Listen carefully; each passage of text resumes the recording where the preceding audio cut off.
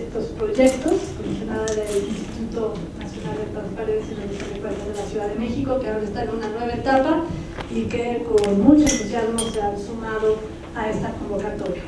Bien, pues el día de hoy básicamente queremos extenderles una invitación a este seminario internacional, ya que, como bien saben, año con año, la Red por la Rendición de Cuentas, de la mano de sus instituciones aliadas, ha convocado a un espacio de deliberación informada. La octava ya edición de este seminario internacional pues se ha orientado a la temática de las democracias capturadas, desafíos para América Latina. ¿Por qué hablar de democracias capturadas y por qué extender esta reflexión a la región?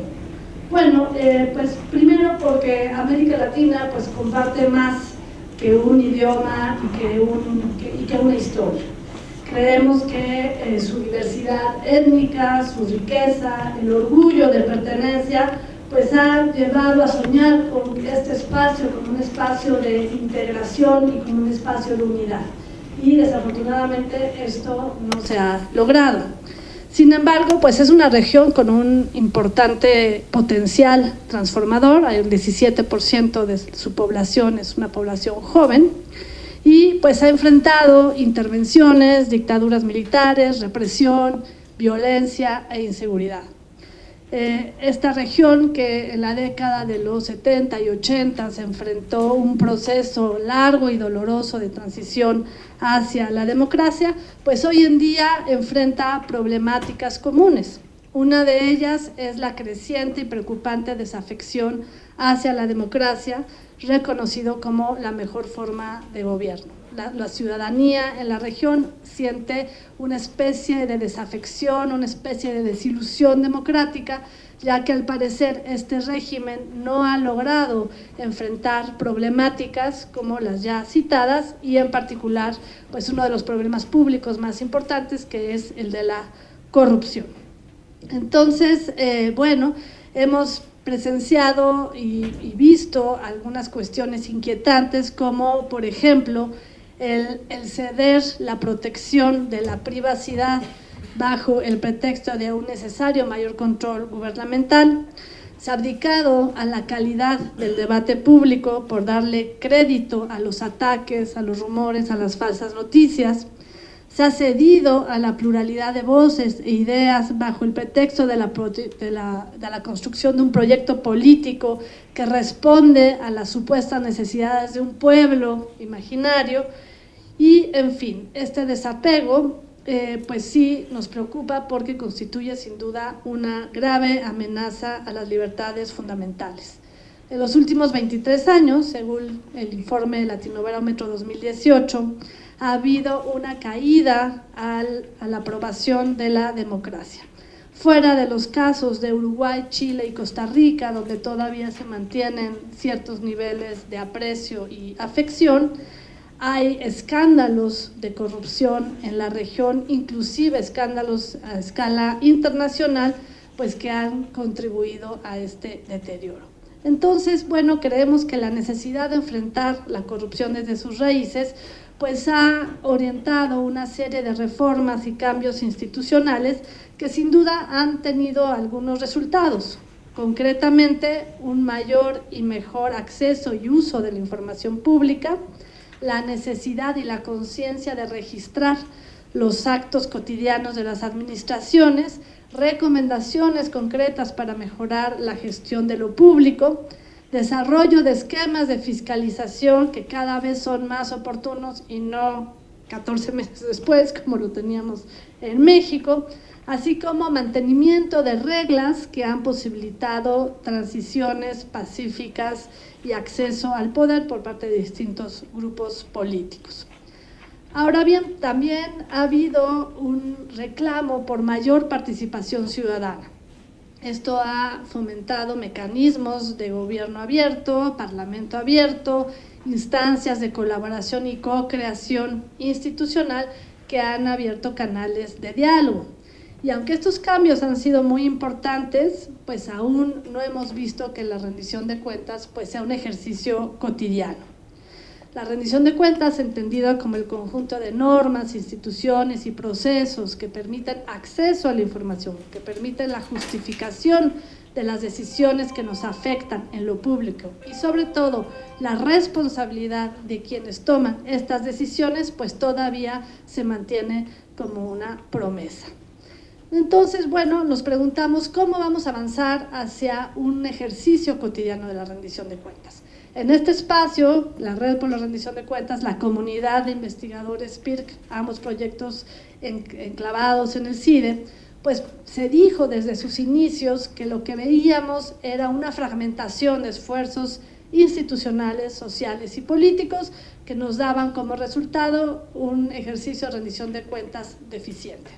De ahí que se hicieran cambios normativos, institucionales y sociales que dieron como origen, en el caso mexicano, un nuevo marco en materia de acceso a la información, de gestión documental, de fiscalización y de participación ciudadana, pero también que crearon las instancias como el Sistema Nacional Anticorrupción y sus equivalentes en los estados.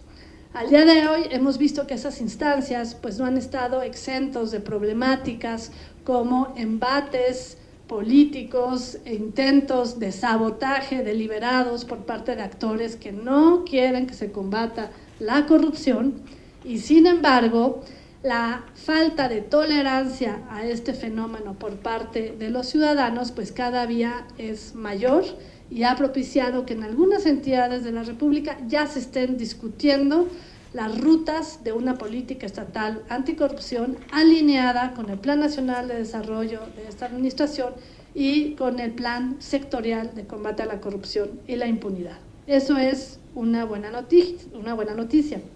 Sin embargo, visto de manera regional, hemos visto que el tema de las democracias capturadas es lo que ha evitado, por un lado, que se combata la corrupción y por otro lado, que permanezca la desigualdad, la inseguridad y las macroredes de criminalidad que amenazan a nuestras democracias.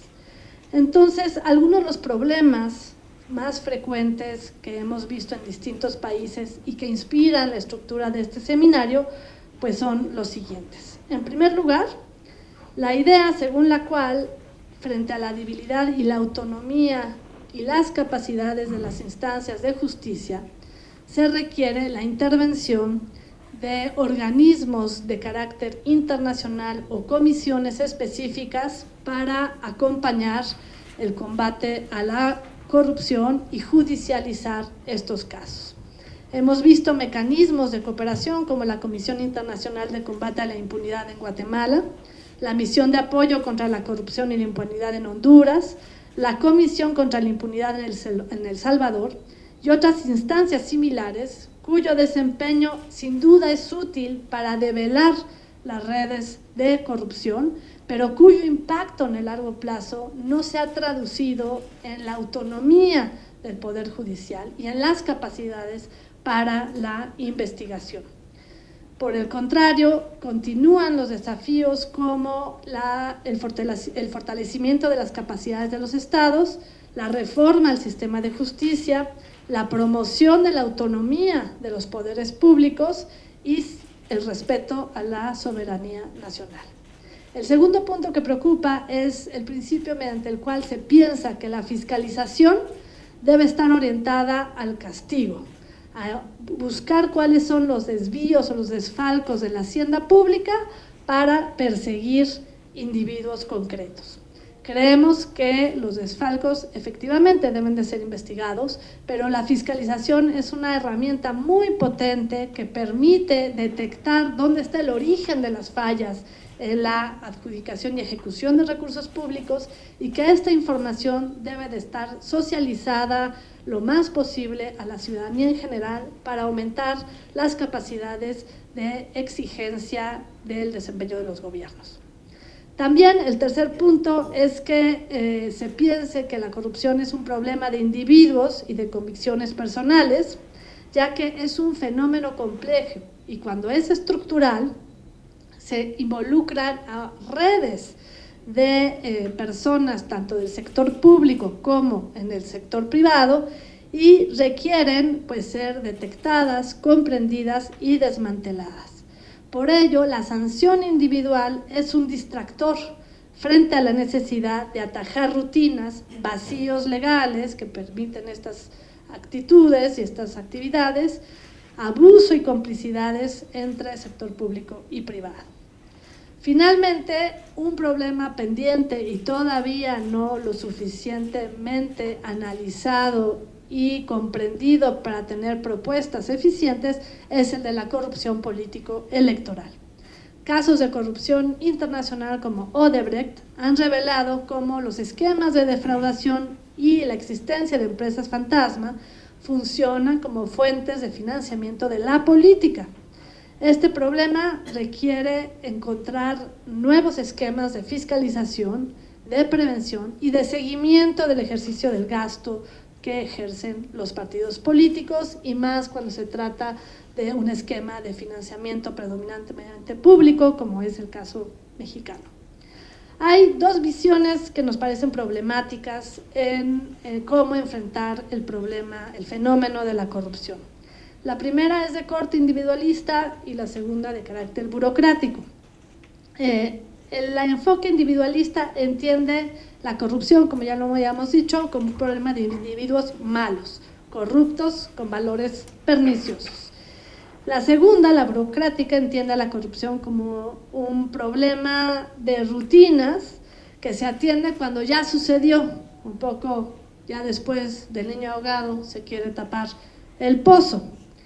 Y entonces las consecuencias se asignan en función de las responsabilidades correspondientes al acuerdo de los diseños de las organizaciones públicas. Es decir, la ruta de papel que se puede sancionar solo en lo que se encuentra registrado y no a partir de un análisis mucho más integral que pueda detectar las causas de estas prácticas. Estas concepciones, en el caso mexicano, pues generan problemas para hallar soluciones posibles y de largo plazo. Primero, porque cambiar a los individuos implicaría pues una intromisión del Estado en la vida privada de las personas. Aquí presente y Cristóbal, que es del INAI, y personas que vienen del Instituto Nacional Electoral y de la Auditoría Superior de la Federación, que esta vez no se sumó a la organización y logística del seminario, pero que sin duda tendrá algo que decir con respecto a la fiscalización. Y también hemos invitado a funcionarios públicos protagonistas actuales del combate a la corrupción, como Santiago Nieto y la fiscal anticorrupción María de la Luz Mijangos. Hemos invitado también a profesores entrañables para el compartida. Para quienes quieran asistir, hay una hoja de registro en un sitio electrónico donde se puede compartir el programa, que entiendo que ya les compartieron. Y bueno, doy la palabra al comisionado Bonilla para pasar a las preguntas y respuestas. Muchas gracias. Muchísimas gracias, doctora. Pues primero un reconocimiento a tu labor por la organización de este importante seminario internacional que coloca en el centro del debate público hoy en México uno de los temas más importantes para nuestra región. Tiene que ver con necesariamente el análisis de nuestras democracias y cómo las instituciones creadas en clave democrática justamente no han resuelto uno de los principales problemas que han atacado de manera frontal a nuestra región, que es la corrupción. Es decir, cómo hoy las democracias en la región latinoamericana se han visto afectadas por una serie de factores que no han permitido su consolidación. Y uno de ellos necesariamente tiene que ver con el problema sistémico de la corrupción.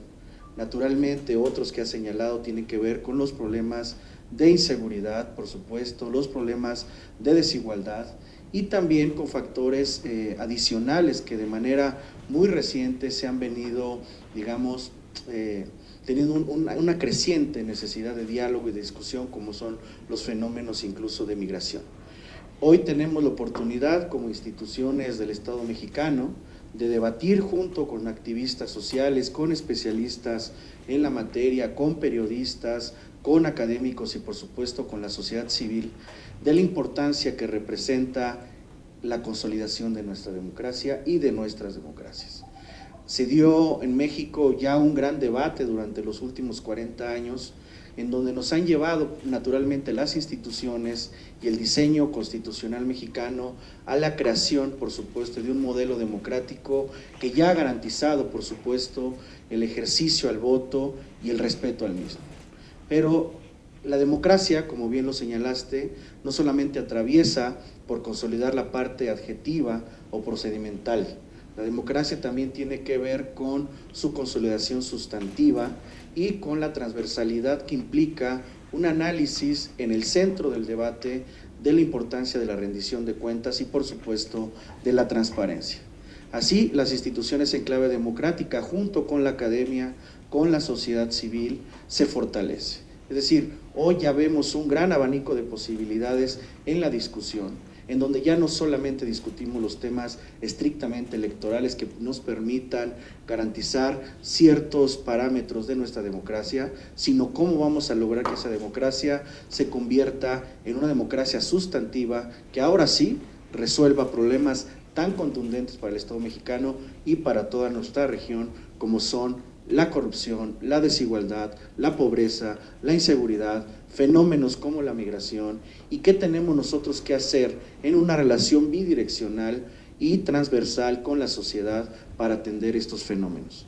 Para nosotros, como el Info Ciudad de México, agradezco también la presencia de la comisionada Mari Carmen Nava, una comprometida de estos temas con nosotros en el Pleno del Instituto, y por supuesto a todos los que hoy nos acompañan en este panel, y por supuesto a los medios de comunicación y a los aquí presentes, para que aprovechemos esta oportunidad que también es histórica. Hoy la discusión de este tipo de temas en un Estado nacional como nuestro siguen siendo fundamentales. En México, como en Latinoamérica, tenemos que mandar un mensaje claro sobre el modelo y el control constitucional que existe al poder. México, como otros países latinoamericanos, han desarrollado un modelo contundente de pesos y contrapesos al ejercicio del poder público. El modelo y la creación de organismos u órganos constitucionalmente autónomos tiene que privilegiarse. Y las razones constitucionales, las razones de un Estado constitucional y democrático tienen que prevalecer en un Estado también que digne de llamarse democrático. Así que, doctora, agradecerte mucho esta oportunidad que nos brindas al Info Ciudad de México por participar contigo en este importante seminario. Naturalmente tendrá un efecto transversal, no solamente para la capital, sino para el país y, por supuesto, para un debate muy, muy necesario en nuestra región. Muchísimas gracias. Bien, omití decir que el seminario, lo básico, se realizará la semana que entra, el jueves 24 de octubre, en las instalaciones del CIDE, del Centro de Investigación y Docencia Económicas. Sé que no es muy fácil el acceso, pero vamos a disponer de medios de transporte, al menos un camión que salga de un lugar céntrico de Juanacatlán, del metro Juanacatlán, para que pueda transportarlos 2 veces, una en la el primer corte del día hasta la hora de la comida y otra en la segunda parte. Y el segundo día, gracias a la colaboración de la UTLAB Jenkins, por tercera ocasión daremos talleres de formación y generación de capacidades abiertos al público interesado, que también pueden ustedes inscribirse a través del enlace de internet. El viernes 25. Entonces el jueves es el seminario y el viernes 25 en estas mismas salas ustedes podrán tener acceso a los talleres. Y bueno, estamos abiertos a preguntas y respuestas.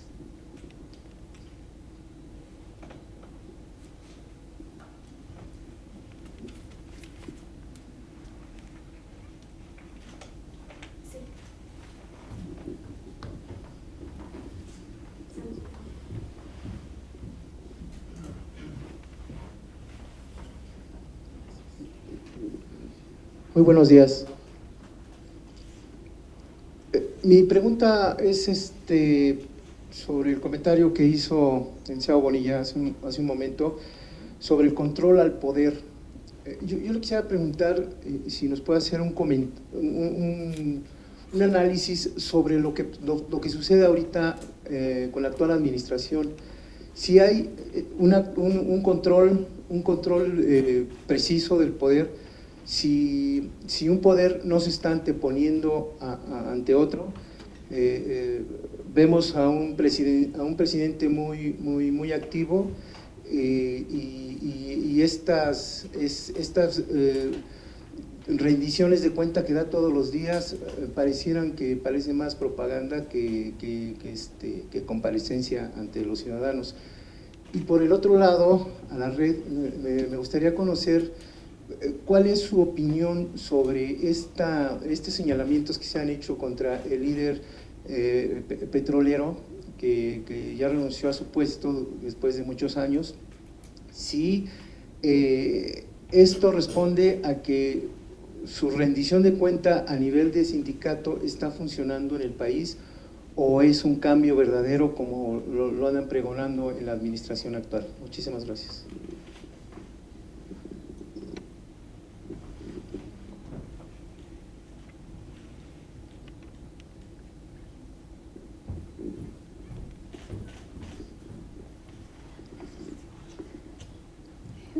Yo breve, buenos días, muchas gracias pues por la organización del seminario. Ha sido un esfuerzo realmente importante de la red de rendición de cuentas que a través de los años puedan realizar y ofertar este tipo de conocimiento público pues para beneficio de la democracia. Es indispensable este tipo de esfuerzos y de contribuciones a nivel internacional, y únicamente me interesaba eso, pues agradecer. Y en la medida que podamos hacer difusión de todo el trabajo que ustedes realizan, y en colaboración justo entre incidencia de sociedad civil, entre organizaciones, entre academia, en fin, instituciones públicas, pues va a ser en beneficio de todas y todos, porque definitivamente el costo de la corrupción lo pagamos a diario, ¿no? En distintas medidas dependiendo de la situación social en la que estamos. Entonces es una aportación, como bien referías, Lulú, social, de una perspectiva social del CIDE, y en este contexto particular en Latinoamérica es indispensable pues la construcción y la aportación de este tipo de debates, ¿no? De debates, de retos, de construcción de soluciones, y pues agradecerles. Muchas gracias.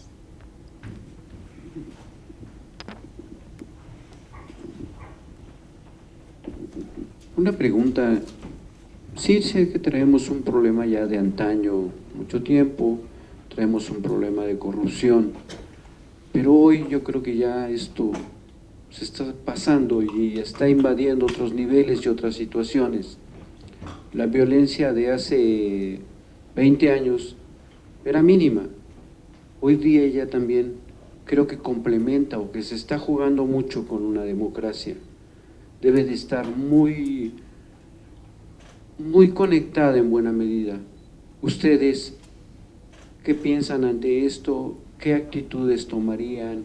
¿Qué reacciones implementarían para que esto de alguna manera se modifique y tome un nuevo cauce? Gracias.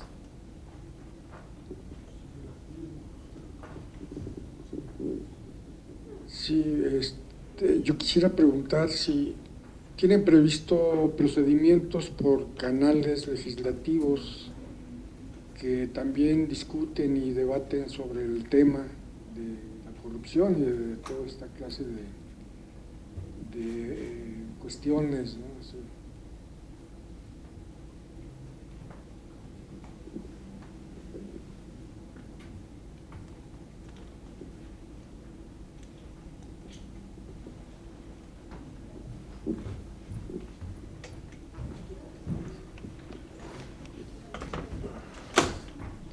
Bien, bueno, no se me hizo la pregunta concreta de los ejercicios de supuesta rendición de cuentas de todos los días que emprende el presidente de la República.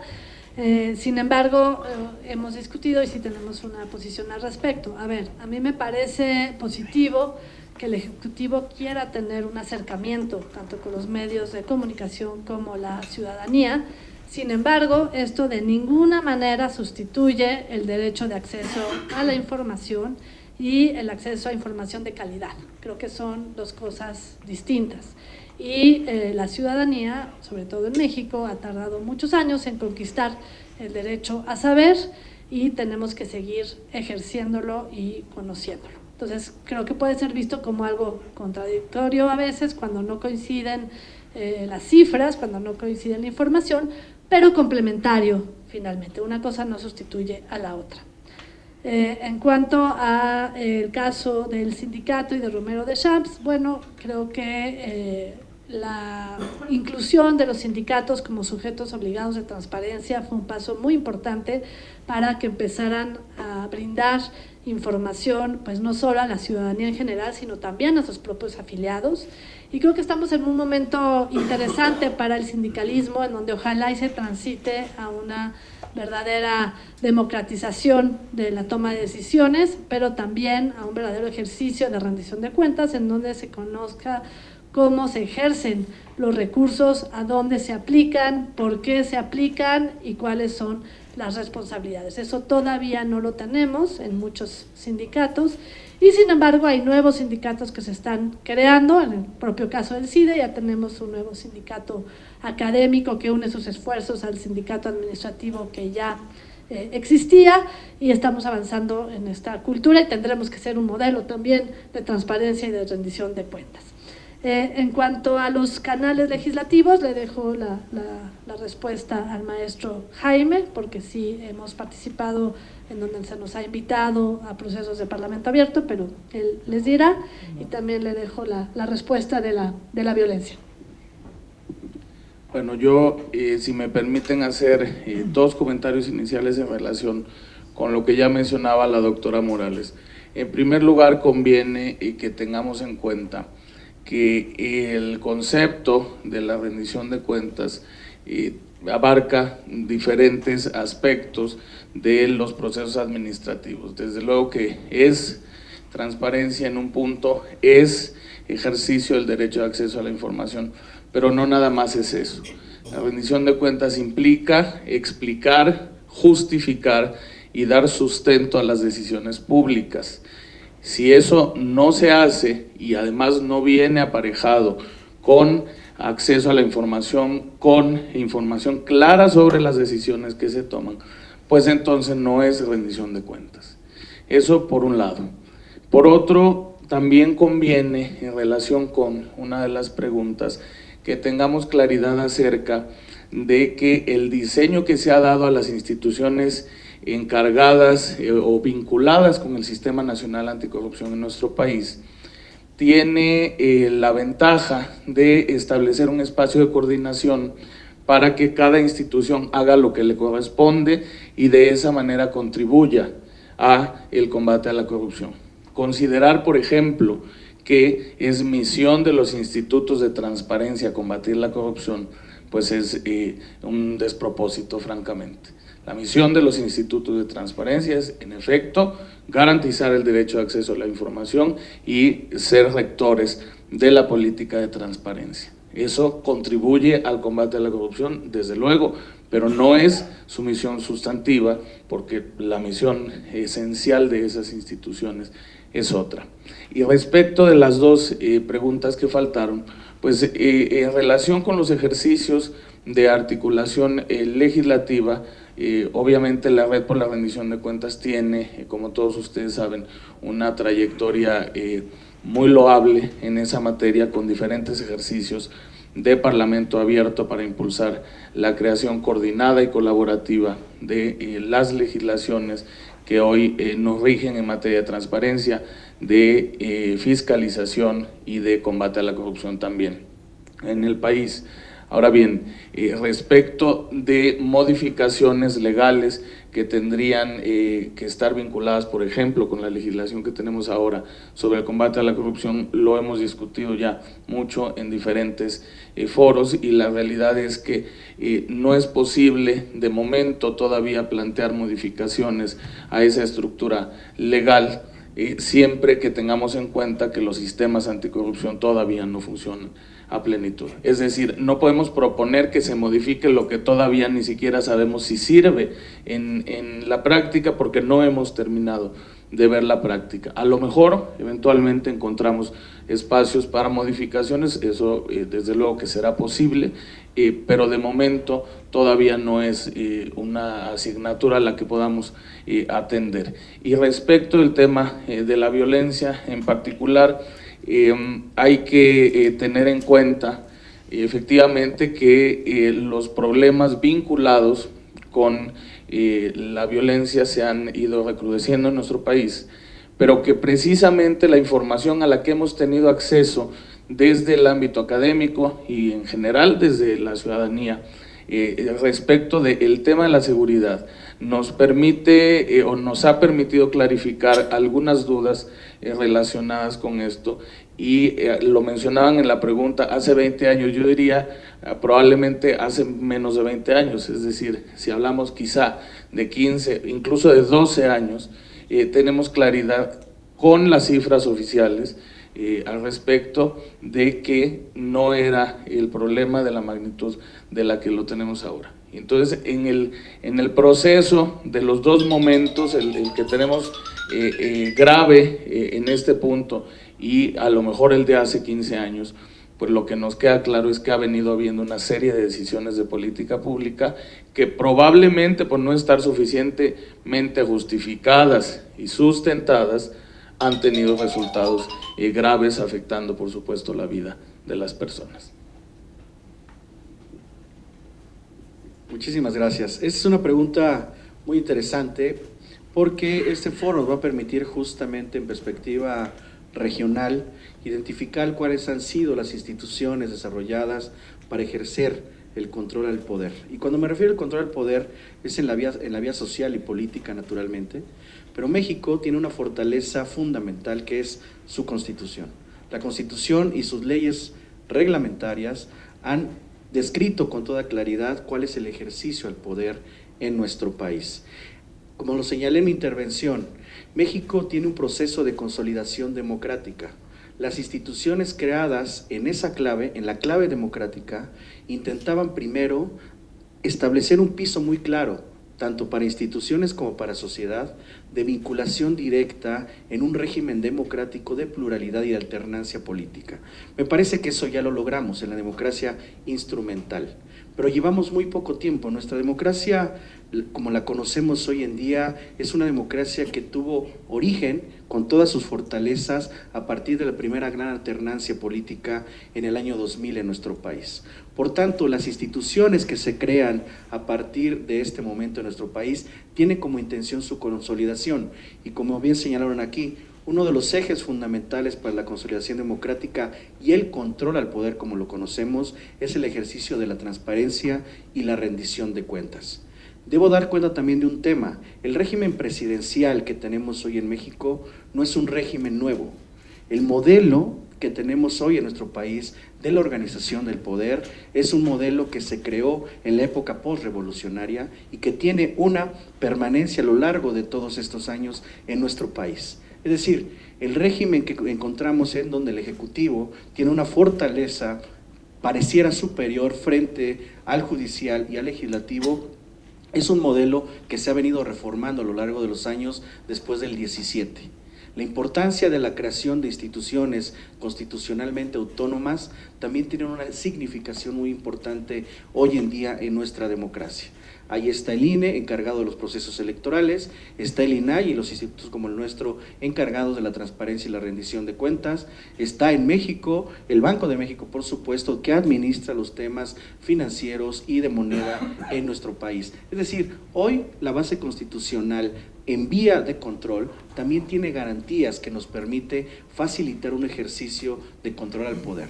Y se lo voy a decir como es en la realidad. Tenemos al menos 10 garantías constitucionales que nos permiten el ejercicio del control del poder.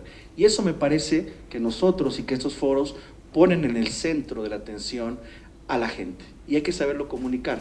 El juicio de amparo, las controversias constitucionales, las acciones de constitucionalidad, los juicios de protección a los derechos político-electorales, el juicio político, los juicios de procedencia. Es decir, esos elementos ya no solamente son una ficción normativa, sino que tienen que ser utilizados en vía democrática para regularizar el control del poder, no solamente en México, sino en toda nuestra región. Lo verdaderamente importante es que las instituciones funcionen para lo que están diseñadas. Señaló un caso emblemático que ha penetrado a la realidad nacional la doctora Morales en los últimos años, que es el caso Odebrecht. Le puedo decir un ejemplo. La FEPADE había sido siempre un invitado de piedra a los procesos electorales. Siempre identificábamos que el INE o que el Tribunal Electoral eran los actores principales en las contiendas electorales. Pero fue hasta que llegó el doctor Santiago Nieto de la Fiscalía de Delitos Electorales que puso a trabajar a la Fiscalía y dotó de certeza y capacidad institucional a una institución que parecía que no tenía más atribuciones. Lo que quiero decir con esto es que las instituciones tienen que funcionar para lo que están diseñadas y poner en el plano tanto social como normativa el ejemplo para demostrar que en México, como en nuestra región, también es válida la participación social y política, pero también el ejercicio constitucional de los derechos. Y concluyo con lo siguiente, y puede ser muy teórico, pero me parece que es una premisa que nuestro país no se tiene que olvidar. México es un Estado constitucional y democrático, y según cualquier teórico de la democracia constitucional, señala que al menos tienen que existir dos factores para que se materialice esa premisa. Uno, el equilibrio de los poderes en cualquier país, y dos, el respeto irrestricto a los derechos humanos. Gracias. También quiero comentar que los casos, países o personas que van a venir a este seminario tratarán los casos de Argentina, Chile, Perú, Brasil, Colombia y Guatemala, porque tienen trabajo y experiencias concretas de esos países, aunque también habrá una visión regional comparada.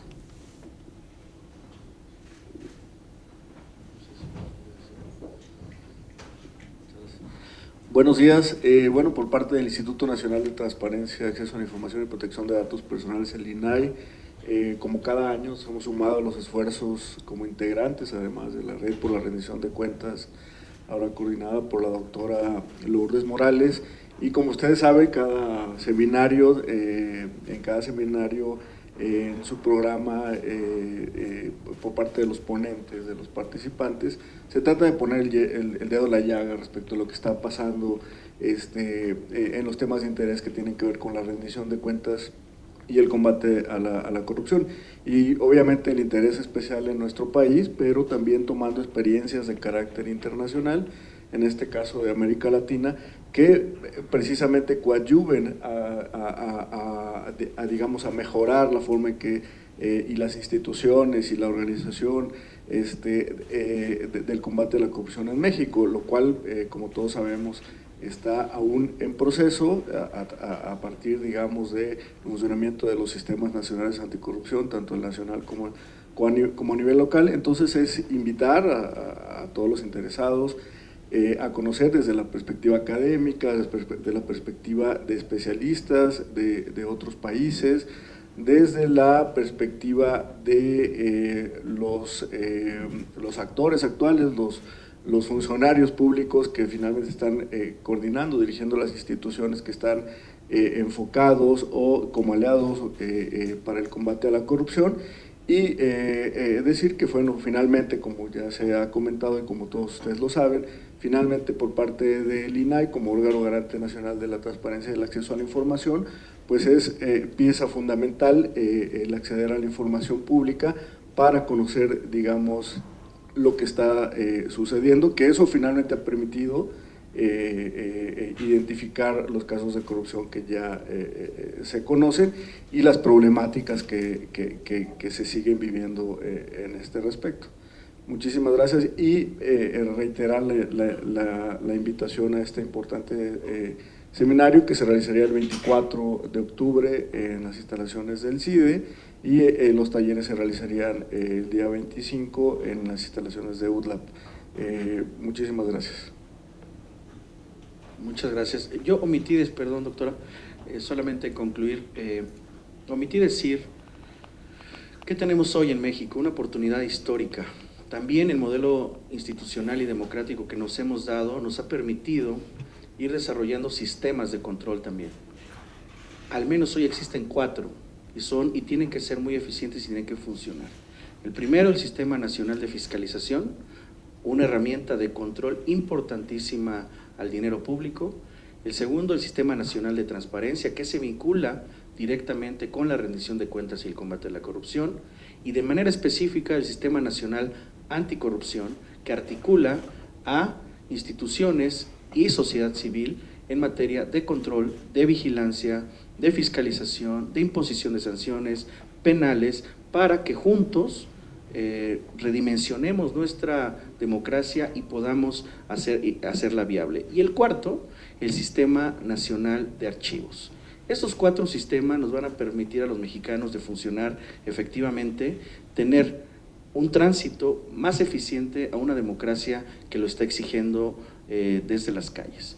Puedo decir que en donde estamos parados hoy como mexicanos es producto al menos de una serie de luchas, no solamente sociales ni políticas, sino también culturales y educativas. Hoy tenemos que defender el Estado democrático en el que vivimos, pero por supuesto con un análisis y una revisión muy crítica de qué nos ha llevado como ciudadanos y como mexicanos al momento histórico en el que nos encontramos parados. A todos, gracias por su asistencia y que tengan una buena mañana.